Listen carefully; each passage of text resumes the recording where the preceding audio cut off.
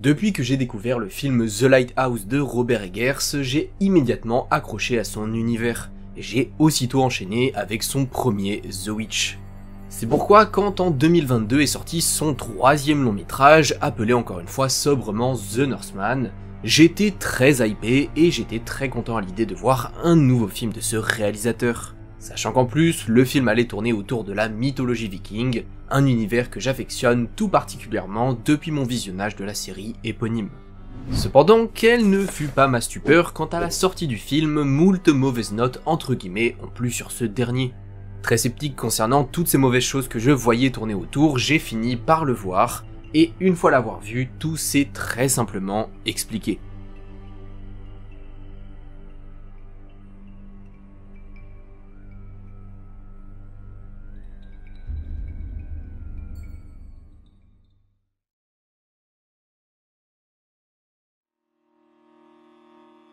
Alors déjà, sachez que comme pour n'importe quel film récent ou non, énormément de choses sont dites dessus. Des bonnes choses, des mauvaises choses, en passant par un peu des deux, enfin bref, vous m'avez compris. Mais parmi tout ce qu'on peut voir, il y a un élément qui pour moi est le plus gros problème que l'on peut extraire de ce film. Je m'explique. Pendant toute sa promotion d'avant-sortie, The Northman a été pubé comme un film de viking assez bourrin qui nous laissait penser qu'il allait y avoir tout un tas de combats en son sein. Ou en tout cas que ces combats allaient être au centre du film. Ce qui est le cas, mais d'une certaine façon. La plupart des gens, en voyant tout ça, ont donc compris que le film allait être en gros assez énergique, un peu à la manière de la série Viking. Sauf qu'en le voyant, eh bien ils ont été déçus car le produit qu'on leur avait vendu n'était pas vraiment le produit qu'ils ont eu. On leur avait vendu un film de viking énergique et bourrin, et ils ont eu un film de viking certes, mais lent et tournant plus autour de la mythologie que ses combats en eux-mêmes. Et en vrai, c'est quelque chose de compréhensible. Imaginez, on vous vend un gâteau comme étant le meilleur gâteau au chocolat qui existe. On vous le vend pendant longtemps, voire très longtemps même, et quand enfin vous pouvez le goûter, eh bien vous vous rendez compte qu'en fait il n'a pas le goût de chocolat, mais celui de vanille. À ce moment-là, vous seriez évidemment fortement déçu, et vous seriez en proie à dire que le gâteau est affreusement dégueulasse, alors qu'en réalité il est très bon, même s'il est à la vanille et pas au chocolat. Mais alors, qu'est-ce qui a bien pu se passer? Pourquoi nous a-t-on vendu un film qui n'est au final pas vraiment ce qu'il est? Surtout quand on parle d'un film de Robert Eggers. Eh bien, la réponse va peut-être vous décevoir, mais tout cela s'explique par trois choses. Le budget, le réalisateur et le genre du film. Pour réaliser The Northman, Robert a bénéficié d'un budget de 90 millions de dollars. C'est un montant énormissime, surtout quand on le compare au budget de ses deux précédents films. The Witch et The Lighthouse, qui s'élèvent chacun respectivement à 4 millions et 11 millions de dollars. Et quand on bénéficie d'un budget aussi conséquent, et qu'on fait des films d'auteur, et qu'en plus on est un réal américain, eh bien les gros studios ne sont pas loin derrière, pour être sûr d'avoir au bout un film qui va leur rapporter beaucoup.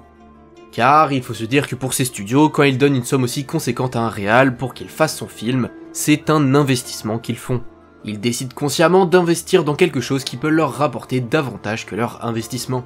Et dans le cas présent, ils ont décidé d'investir dans ce film de Robert Eggers car ils avaient sûrement vu le succès retentissant de ces deux précédents, et que vu qu'ils voulaient faire un film de viking, soit quelque chose qui possède un certain public quand même, eh bien c'était une aubaine pour eux.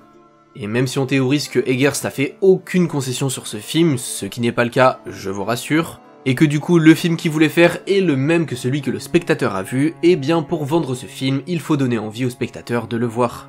Et si la société de production l'avait pubé comme il est vraiment, c'est-à-dire un film lent et spirituel avec quelques combats de temps en temps sur les 2h20 qu'il fait, eh bien cela n'aurait peut-être pas intéressé forcément autant de gens qu'en le pubant comme un film de viking bourrin rythmé par tout plein de combats.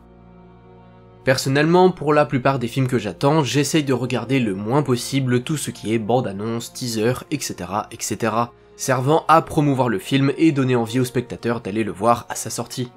Car moi, j'aime ne pas être trop influencé concernant les films que je vois.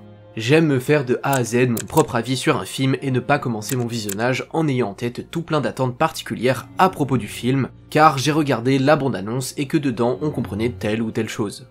Et dans le cas présent, ce qu'il s'est passé, c'est que je n'avais pas d'attente particulière concernant The Northman avant de le voir. Mis à part celle qu'il se devait être un très bon film vu le réal, ce que je pense vraiment soit dit en passant, car j'avais méticuleusement évité toute promo autour de ces derniers, à part, bien sûr, les affiches promotionnelles, mais en même temps, comment les éviter?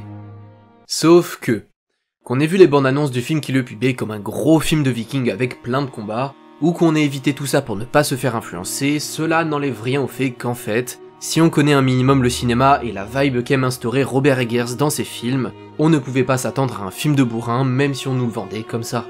Si on aime un peu ce que fait ce réalisateur, on sait qu'il fait des films qui sont toujours un peu, beaucoup, trop lents dans leur déroulé. Ils avancent petit à petit dans leur narration jusqu'à arriver à un point de non-retour entre les différents personnages. Et le film se finit toujours sur un moment très intense en émotion.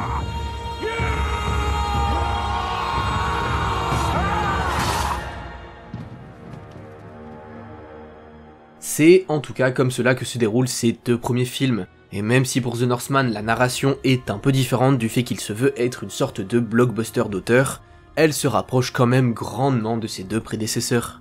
Et donc s'attendre à quelque chose de complètement différent au niveau de la narration n'était pas impossible, car je reste convaincu que tout est possible et tout peut arriver dans la vie, mais extrêmement peu probable.